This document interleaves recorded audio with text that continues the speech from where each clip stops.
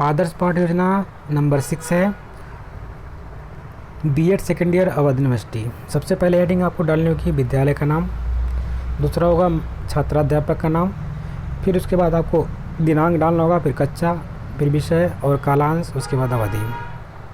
ये 108 लिखा है, इसको अष्टम लिख लीजिएगा, ये प्रथमा लिख लीजिएगा, ठीक है। ये 45 मिनट लिख लीजिएगा। जो चीज़ यहाँ पे गलत है उसको हम बता देते हैं। उसके बाद प्रकरण लिखना होगा। क्या प्रकरण में लिखेंगे? महर्षि दयानंदम। सामान्य उद्देश्य में पूर्वत उद्देश्य नहीं लिखेंगे, ठीक है। इसमें सामान्य उद्देश्य जो ऐसा होता है, अगर आप लोग को नहीं समझ में आता है तो पहला जो पाठ्य योजना है उसमें पूरी तरीके से समझाया गया है, उस प्रकार से यहाँ पे लिख लीजिएगा। विशिष्ट उद्देश्य क्या है? इसमें लिखेंगे छात्र मूलशंकर के बारे में जान सकेंगे। मूलशंकर इसका नाम था, स्वामी दयानंद सरस्वती जी का नाम था, उनके बचपन का नाम था मूलशंकर। दूसरा है छात्र महाशिवरात्रि के बारे में जानकारी स्पष्ट रूप से प्राप्त कर सकेंगे। सहायक सामग्री में आपको इस प्रकार से चाक, डस्टर, सैंपल, किताब, संकेत सब नहीं लिखने होंगे। आपको क्या लिखना होगा? कक्षा उपयोगी वस्तु या कक्षा उपयोगी सामग्री, और उसके साथ यदि आप कोई और सामान इस्तेमाल करते हैं तो उसका नाम लिख सकते हैं। उसके बाद पूर्व ज्ञान में लिखेंगे सभी छात्रों को महर्षि दयानंद के बारे में सामान्य जानकारी प्राप्त है। फिर आपका अगली हेडिंग पड़ती है प्रस्तावना के प्रश्न। प्रस्तावना के प्रश्न में आपको हमेशा देखने को मिल रहा है 2 कॉलम बनते हैं, एक तरफ छात्राध्यापक कथन क्रिया होता है, एक तरफ छात्र कथन क्रिया होता है। इसमें लिखेंगे महाशिवरात्रि कस्य मृत्यो अस्ति, ठीक है। दूसरा प्रश्न होगा शिवस्य आराधना कः आकरोति। तीसरा होगा मूलशंकरस्य किम नाम च अपि जनासि। फिर उसके बाद ये सबके जवाब कौन देगा? पहले का शिव जी, दूसरे का मूलशंकर, तीसरे का महर्षि दयानंद, ये सब बच्चे देंगे। लेकिन चौथा प्रश्न जब पूछा जाएगा कि महर्षि दयानंदम विषय तुम किम जनासी, यानी महर्षि दयानंद के विषय में तुम क्या जानते हो, तो इसकी समस्यात्मक प्रश्न हो जाएगा। और इसके बाद आपकी अगली हेडिंग पड़ जाएगी उद्देश्य कथन। उद्देश्य कथन में क्या लिखेंगे? छात्रों आज हम लोग महर्षि दयानंद के बारे में जानेंगे, लेकिन ये आपको संस्कृत में लिखना होगा, जैसा कि पहले लेसन प्लान में बताया गया था। प्रस्तुतिकरण में लिखेंगे छात्राध्यापक कथन, छात्र कथन, सैंपट कार्य, ठीक है।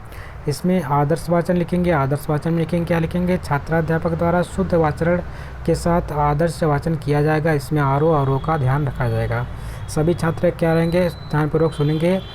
जैसे इसमें जो कुछ कठिन वर्ड आएंगे उसको आपको सैंपट पे लिख लेना होगा।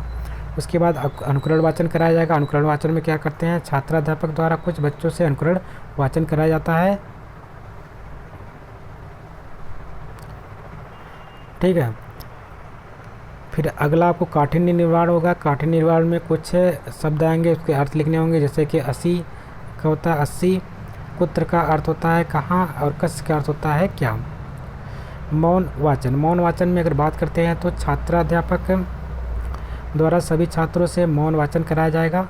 उसके बाद यहाँ पे विचार विश्लेषण के प्रश्न होंगे। इसमें लिखेंगे घर से निकलकर मूलशंकर कहाँ पहुँचा। दूसरा है मूलशंकर ने ज्ञान किससे प्राप्त किया। तीसरा है मूलशंकर कहाँ के निवासी थे। चौथा चूहिया को क्या खाते देखा। ये जब आप पाठ पढ़ेंगे तो वहाँ से आपको पता चल जाएगा, ठीक है। पुनरावृत्ति के प्रश्न होंगे मूलशंकर प्रतिमाया समीपे किम पश्यन्ति। दूसरा होगा देवस्य